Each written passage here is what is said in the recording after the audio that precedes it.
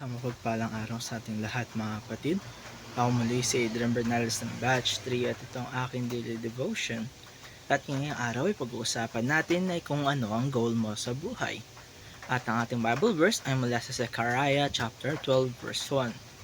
Sinasabi sa ating scripture ngayong araw, "The burden of the word of the Lord for Israel, said the Lord, which stretcheth forth the heavens and layeth the foundation of the earth, and formeth the spirit of man within him."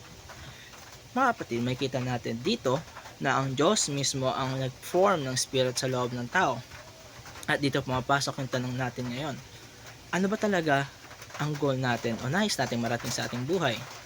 Marami sa atin ng goals nila ay usually material things. Makapagtapos ng pag-aaral, makahanap ng trabaho, makapag-ipon, makabili ng bahay o kotse. Wala namang masama doon mga kapatid kasi kailangan din natin yan sa ating pang-araw-araw na buhay. Pero kung ating titignan ng mas malalim na level, may mas mahalagang aspeto sa buhay na hindi natin dapat makaligtaan. Ito ang ating spirit. Ang spirit ay hindi tulad ng katawan na naluluma at namamatay. Ito ang immaterial part of man na siyang deepest seat of life, understanding, and fellowship with God. Ito yung paraan kung paano tayo nakaka-communicate at nakapag-fellowship sa Diyos.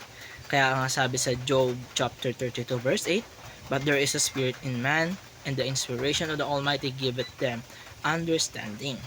Kaya ngayon mga kapatid, ay mayroon tayong tatlong bagay na matututunan patungkol sa spirit ayon sa ating scriptures. Unang-una ay the spirit was formed by God within us. Hindi tayo aksidente lamang, hindi lang tayo basta nag-exist.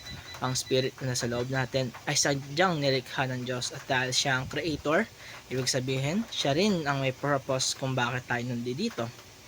Kalawa, the spirit will return to God upon death. Sabi sa Ecclesiastes chapter 12 verse 7, "Then shall the dust return to the earth as it was, and the spirit shall return unto God who gave it."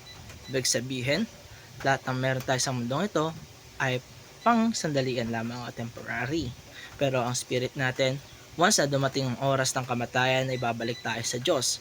Kaya dapat maging handa tayo palagi kasi hindi natin alam kung kailan ito mangyayari. And lastly, the spirit will possess a renewed body. Sa future, darating ang panahon ng resurrection, kung saan ang spirit natin ay magkakaroon ng glorified body. At ang ating glorified body ay hindi na subject sa sakit, sa kasalanan o sa kamatayan.